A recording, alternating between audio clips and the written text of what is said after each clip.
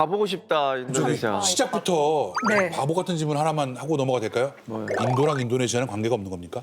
있죠. 그래요? 네네. 같은 그건 아니죠? 같은 나라는 아니고요. 인도네시아라는 그 국가의 어원도 인도의 섬들이라는 그렇지. 것으로부터 국가 명칭이 시작됐고 가까이 있으면서 문화적으로도 영향을 받고 지금도 굉장히 긴밀한 관계를 갖고 있죠. 혹시 인도네시아를 가셨을 때 한국에서 인도네시아 거로 비행기로 얼마나 걸리나요? 7시간. 7시간 맞습니다. 걸리더라. 그래서 인도네시아 같은 경우는 수마트라의 끝에서 저기 파푸아 뉴기니까지 비행기로 7시간이 걸려요. 그만큼 큰 나라입니다. 맞습니다. 시간대도 다 다른 거네요. 진짜? 네. 그렇기 때문에 시간대도 3개로 나눠져 있습니다.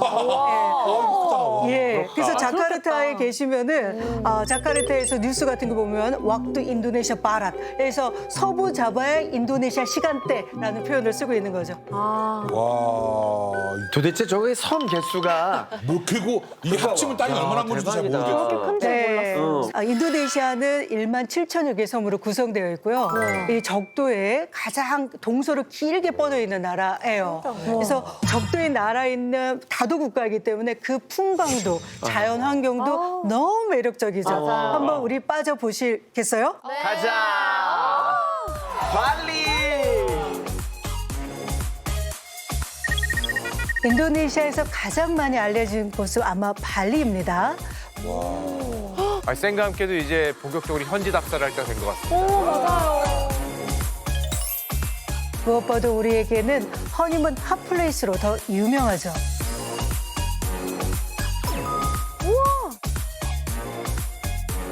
와,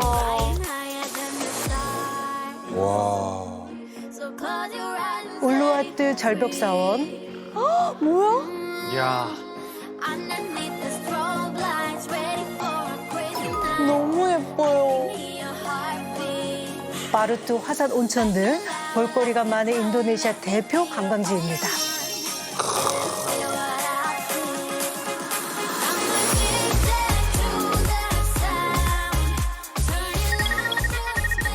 다음으로는 족자카르타입니다. 발리에 비해 우리에겐 덜 알려져 있지만 자바섬에서 가장 인기 있는 문화, 예술, 교육의 중심지입니다. 예.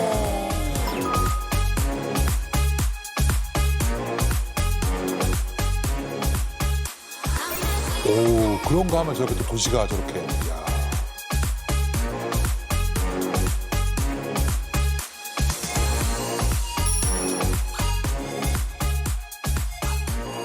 자연유산도 상당히 유명한데요. 특히 코모도 국립공원이 유명하죠. 코모도 왕도마뱀 5천여 마리가 서식하고 있는 곳입니다. 유네스코 세계 자연유산으로 지정됐고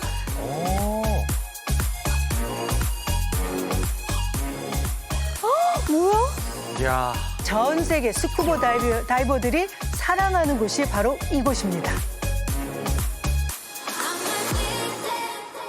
어떠셨어요, 여러분들 보시니까? 가고 싶다. 진짜. 가고 싶어요. 이렇게 인도네시아는 자연 경관이 좋기 때문에 관광객들도 상당히 많이 들어오고요. 그리고 또 자연 경관뿐만 아니라 또 흥미로운 사실, 우리나라와 인도네시아는 굉장히 유사한 경험들을 많이 갖고 있어요. 우리나라는 1945년 8월 15일에 식민지로부터 독립을 했고 네, 인도네시아는 며칠일까요? 8월 15일이 아니라 8월 17일입니다. 거의 가깝네요. 거의 비슷한데 그게 그 당시에는 일본의 패망 소식이 조금 늦게. 그래서 8월 17일에 독립을 한 것이죠. 그리고 굉장히 중요한 거는 이제 인도네시아가 일본으로부터 독립이 되어졌지만 사실 일본 이전에 네덜란드가 식민지를 했었죠. 그래서 일본이 나가고 난 다음에 네덜란드가 다시 들어왔어요. 그래서 일본과 싸우고 그다음에 네덜란드가 싸우면서 완벽하게 1949년에 독립을 한 거죠. 자긍심이 엄청나겠네. 자긍심 굉장히 큽니다. 오. 그래서 이 어마어마한 나라가 다양한 종족을 이루고 다양한 섬으로 되어 있는데 이게 독립국가가 됐다라는 거 어메이징한 스토리입니다. 그래서 전 세계에 관심을 받는 이유이기도 하고요. 그렇구나. 선생님 말씀이 꼭 수능 문제 나올 것 같은. 핵심입니다. 네, 줄을 쳐내야 될 것 같은 그런 느낌 살짝 드네요. 네, 그다음에 한국과 인도네시아 관계에서 잊지 말아야 될 포인트는 인도네시아가 한국에게 1호라고 하는 개념이 굉장히 많거든요. 우와. 이로?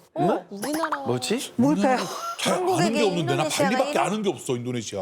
이거 놀라우실까? 우리나라가 이렇게 경제 성장을 하는 데 있어서는 해외 투자 굉장히 중요하죠. 네. 해외 투자 1호 기업이 1968년 코데코가 인도네시아 투자한 것도 첫 번째예요. 우리나라가 인도에 투자한 거예요. 네네. 인도네시아. 그래서 해외 투자 1호 기업도 인도네시아고요. 그다음에 해외에서 생산하고 가공하고 해외에 수출하는 플란트 산업 이것도 1호가 인도네시아입니다. 와. 엄청 가깝네. 그다음에 사실은 지금 4차 산업을 가지만 3차 때까지는 굉장히 에너지가 중요하잖아요. 네. 석탄, 그다음에 석유. 이 광구를 개발을 하는데도 우리나라가 투자를 하고 함께한 것도 1호가 인도네시아입니다. 진짜 밀접한. 네, 굉장히 밀접합니다. 그때 이후부터 지금까지 경제적으로 굉장히 긴밀하게 있는 거죠. 우리나라 초기에 완전 그 70년대 막 이 시절에 우리나라 해외 진출이 어떻게 보면 첫 번째 동맹 국가 같은 그런 느낌을 이거 왜 전혀 몰랐지 이렇게 친한 나라인데. 맞습니다. 그다음에 또 한국과 인도네시아는 방산 협력이 굉장히 긴밀한데요.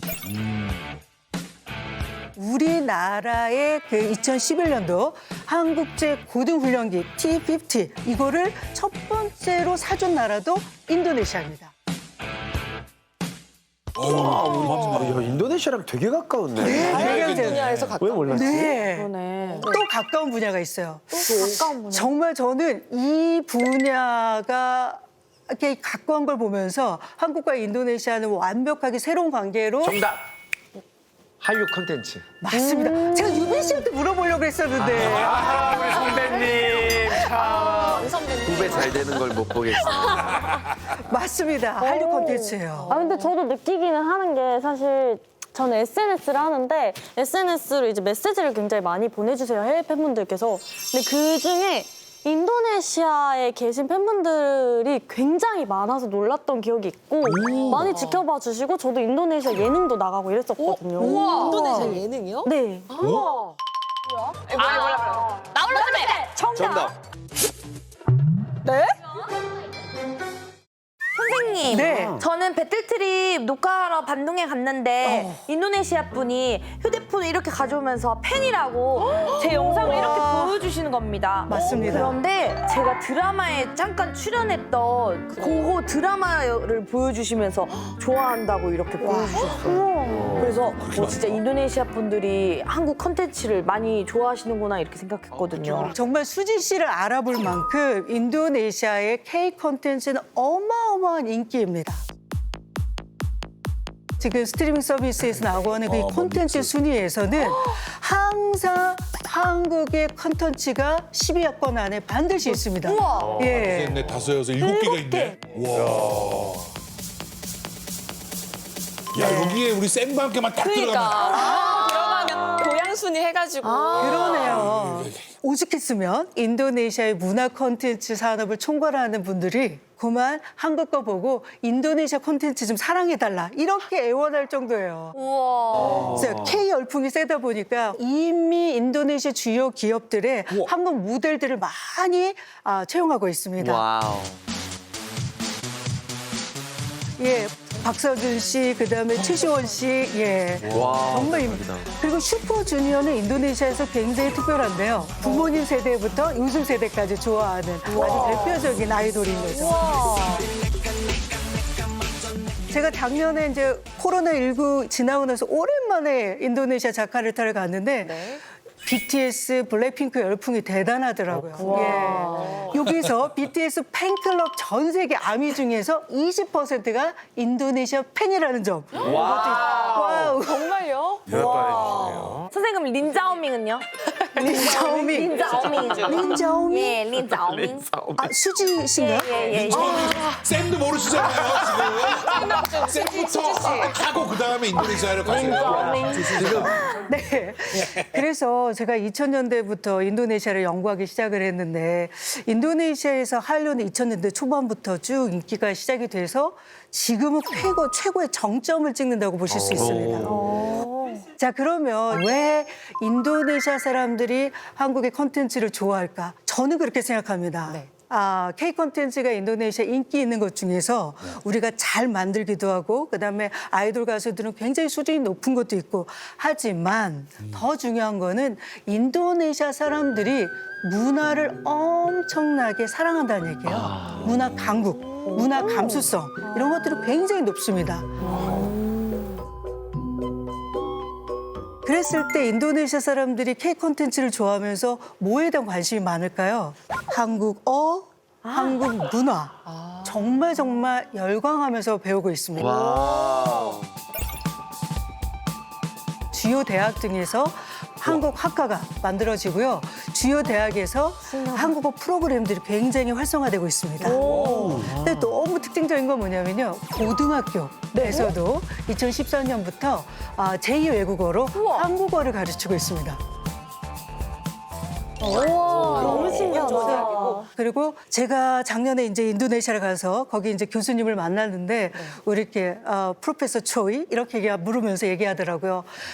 그분이 대학을 다녔을 때는 주로 미국과 일본 얘기를 많이 했는데 요즘 젊은이들은 다 한국 얘기를 하고 있다. 그래서 자기도 젊은이들과 얘기를 하기 위해서는 한국을 모르면 안 되기 때문에 한국에 대해서 굉장히 많이 배우고 있다고 얘기하고 있습니다. 그래서 인도네시아 젊은이들이 뭘 배우고 있다? 한국을 배우고 있다. 이렇게 보시면 될 것 같습니다.